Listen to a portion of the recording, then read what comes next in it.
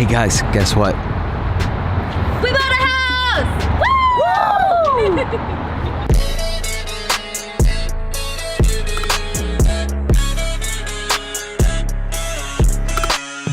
You got the most important part. I'm not, Danny, don't. I'm going to the gym. Danny, get out. Get out of my house. Oh shit!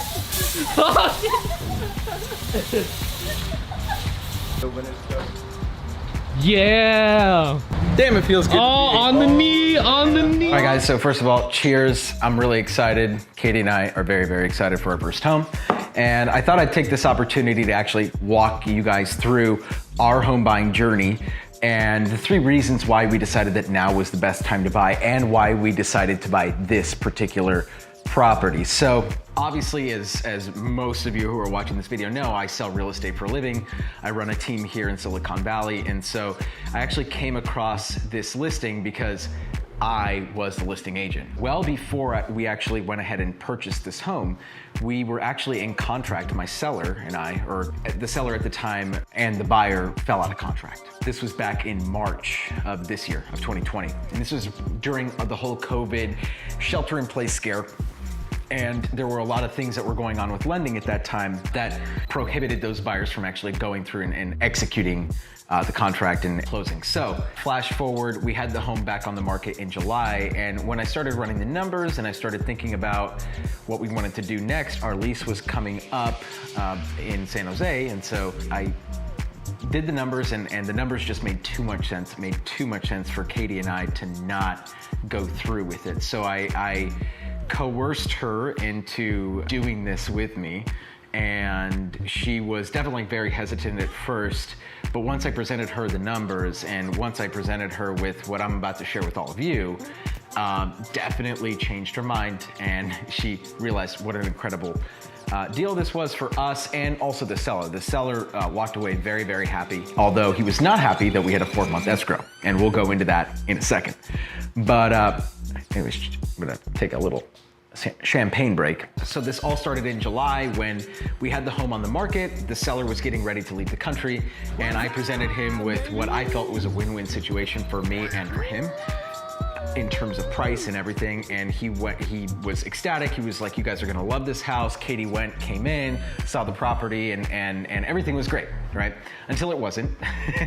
So as we know, banks have been backed up for quite some time. And so the lender that we chose to do the deal with the first time around, we picked him because he was able to work with our qualifications to get us the loan, right?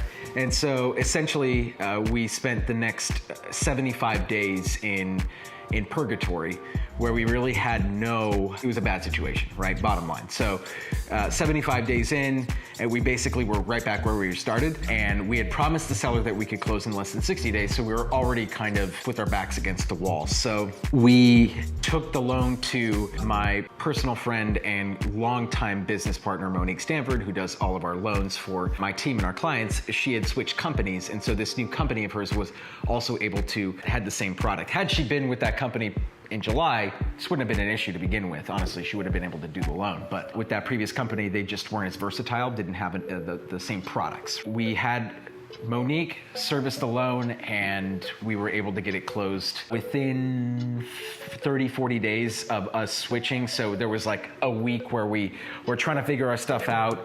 We actually moved into this home early, believe it or not. The seller was really nice and generous enough to like rent this property out to us while we were out of our last home, which was, the lease was up in like mid-October. So we've basically been here for 2 months since October. And obviously it is a little anticlimactic to live in the home that you're buying before you purchase it. So, you know, I can't give you the grand tour right now because we got our shit all around here, just like it's strewn around. You see the Christmas tree in back. I mean, how weird is that you have a Christmas tree in the home that you just bought like today? So that's the gist of it. There's a lot of moving parts to the escrow story, and trust me, like if you know me personally and you want to know the full story, buy me a drink and I'll tell you the full story. The reason that we stuck with it for so long was because I really really, really wanted this house for numerous reasons, but I'm gonna give you the top 3 reasons why I decided that this was the right home to buy at the right time. The first, and honestly, probably the biggest reason is because I'm really bullish and have been very bullish on this neighborhood, the Burbank neighborhood in San Jose, for quite some time.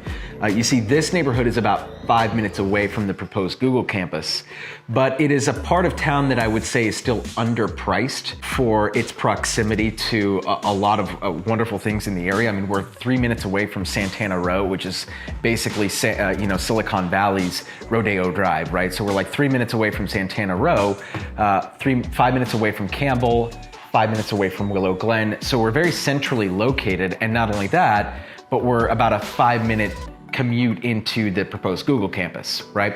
What I've told my followers and my clients for years is don't go where the money is, go where the money's going to be. And this neighborhood is still severely underpriced for the location, right? And I think it's only a matter of time before we start to see the home prices here go up dramatically. And so this is $1 million home, but 5 minutes south of here, it would be a $1.5 million home, right?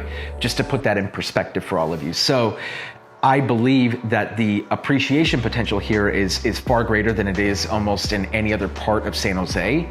And that is definitely the biggest reason why, because more than anything, you buy the area before you buy the home, right? And I believe wholeheartedly in this area. It's definitely not the most pristine neighborhood, right? Like there's definitely like, it's rough around the edges and there's some parts where it's like, hey, it's a little shady there. Luckily, this pocket, it falls outside of the shady part where I would say like, hey, I'm wouldn't want to walk around in the neighborhood, and it still feels very safe. And we have all the benefits of like the safety, right? But without the price tag, if that makes sense. To kind of put a bow tie on all of that, one of the things that I've always told my clients is, or asked my investor clients in particular is, do you want to be sexy or do you want to be rich? Because the sexy thing to do is buy a home in an area that's already established. And don't get me wrong, this area, it's not like it's not like it's dilapidated and it's not like super ghetto. But the reality is that there is so much more room to grow here, and this is not a sexy part of town by any stretch of the imagination. So the question that I pose to my clients, do you want to be sexy or do you want to be rich? You can't have both in Silicon Valley or anywhere for that matter. And so for us, we chose hey, we can sacrifice some of like the curb appeal, at least right now, and some of the some of the amenities that you would see in some of these like nicer neighborhoods, because we know that in 10 years this home is going to be worth double what it is today. The second reason why Katie and I decided that this was the right home to buy at the right time, because when we opened escrow back in July, interest rates were as low as they've ever been. And honestly, there's almost a 0% chance, I won't say 0% chance, but there's a very low chance that they would have gotten any lower. Since then, in this 4-month period, a lot has happened with the mortgage market, but the reality is that it's still exceptionally low. We locked in a 3% interest rate on a 30-year mortgage. Whatever happens with the market, we already know that we've locked in practically the lowest rate that we could have possibly gotten at this point. And we have the next 30 years to write it out. We already know what we need to pay every month, right? And so at this point in time during COVID, at the beginning of COVID, I kept getting a lot of people asking me, hey Danny, like, is the market gonna crash? Like, when's the right time to buy? This, that, like, where are the opportunities, etc. And what I realized in mid-July, it was about mid-July when I thought about buying this home, is I realized that the deal was in the interest rate. It wasn't in the home prices. The home prices were appreciating, right? During COVID, in Silicon Valley, home prices were going up. And I was like, my God, if COVID can't bring the market down, then what can, right? And so the only thing that was on our side were the interest rates. And so that's why I decided, and I got Katie to realize this too, is that we can't control what happens with the market, but we can control our decision making based on what we know today. And what we know today is that interest rates are as low as they've ever been. And so why risk the market continuing to appreciate and rates going up, right? Where we know the rates are already low. To put this in perspective for you, on a 30-year fixed mortgage, 1 percentage point interest rate is a 10% difference in monthly payments. So a year ago, when interest rates were a point higher, our monthly payments would have been 10% higher than they are right now, right? Than what we actually locked them in for. Which means that should interest rates go back up, and in all likelihood they will, when they go back up, then the market would need to depreciate 10%, right? Of where we bought it at today, right? So whatever appreciation happens between now and then, plus 10%, right? It would need to depreciate that full amount in order for us to actually be paying more than, say, a buyer that would be buying the home next door from us. For us, it was readily apparent that the deal in the marketplace are these interest rates. And if anyone is thinking about buying before these rates go up, I would highly recommend that you do that, because that's the only factor that we can like even remotely control, because we can't control really what happens with the market, right? But we know what the interest rates are right now, and we know that historically speaking, this is as low as they've ever been. And so for us to pass up this opportunity to buy our first home and lock in a 30-year rate at this insanely low amount, it was too much of a no-brainer to pass up. And the third reason that we decided that this was the right home to buy at the right time was actually because this home had a lot of the features that I had for years been telling my clients you should be looking into, especially if they were younger and single. What does that mean? Well, I think all of you, or many of you, might be familiar with the concept or have heard the term house hacking before, right? And house hacking is essentially buying multiple doors or a home that has multiple units that you can rent out the rest of the units and use that cash flow to offset your mortgage. Well, coincidentally, this home has an accessory dwelling unit in the back, which has a full bedroom, a full bathroom, and a kitchen. And it actually has another room that technically has a closet that we could market as another bedroom. So technically, we have a 2-1 in the backyard that we could easily rent out for about $2,000 to $2,200 per month. Our total mortgage for this home right here is $5,300 per month. So when we rent out that unit in the back, that means our mortgage right now is only $3,100. I know a lot of you are probably thinking, oh my God, $3,100 is a lot of money. But in San Jose, that's actually not that expensive. We were paying $3,300 month to month for a 1-bedroom, 1-bath apartment in San Jose. And that's actually fairly inexpensive here in the area. For us, when we looked at the numbers and when we looked at the math, we were like, wait, you're telling us that for 10% down, we could get a home in San Jose, and if we rent out the back unit, we're gonna be paying less money monthly than we would if we were renting, right? So at that point, it was a no-brainer. Not to mention that there are so many incentives for homeowners, such as tax deductions, etc., that would make that even more lucrative. The other cool part, and this is honestly when I just realized that we had to do the deal, was that this front unit here could actually be rented out for $3,300 a month, which means that we could rent the back unit out and the front unit for $5,500, which would actually put us in the green. Right, so we could actually have a positively cash flowing property in Silicon Valley with only 10% down.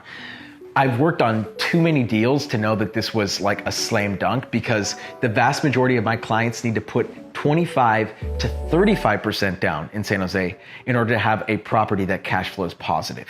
In other words, we had $250,000 that we didn't have to put in order to get the same result. It was too good of a deal to not pass up. And so for all of those reasons, we decided that this was the right house at the right time. And I would encourage anyone who's watching this video to look for similar deals, because this might sound like a rarity, or it might sound like a needle in the haystack, but you would be surprised as to how many deals there are like this out there. They're out there. And especially if you're under the age of 25 or under the age of 30, and you have the ability to live and rent out a part of your house to someone else, it's something that you should definitely look into, because when you do the math, it just makes too much sense. And for you to be able to get into a home at a young age and build that equity, build that wealth, and start building your foundation, it really makes too much sense for you not to explore. So that's it, guys. That's our story. Katie and I are really, really excited. And I have to give a huge shout out To the man, the myth, the legend. Come here, buddy. When Katie and I decided to buy the house, Hans was the guy that stepped in and then acted as the agent for both the seller and us. So technically, Hans was my agent. Pleasure. Thanks, buddy. Glad I was able to help. Cheers. I prepared. There you go. Cheers. Congratulations. Thanks, buddy. I'm excited. He's next. Anyways, guys, I hope you got something out of this video, and I hope you use it as inspiration to go out and do the same thing for yourself if you haven't already done it, or if you do have a home, go out and find more deals like this, because they are out there regardless of where you live in the United States. So if you're looking for a home, I mean, I don't need to plug us, but like, call SSV, call the Bay Area Bubba Boys. This is Danny Gould. And this is Hans Wong with the Gould. Selling Silicon Valley Group. God damn it, you fucked it up. Anyways, guys, this is Danny Gould. And this is Hans Wong, and we're with Selling Silicon Valley. And we'll catch you guys in the next video. Woo! I love you. We did it. We did it.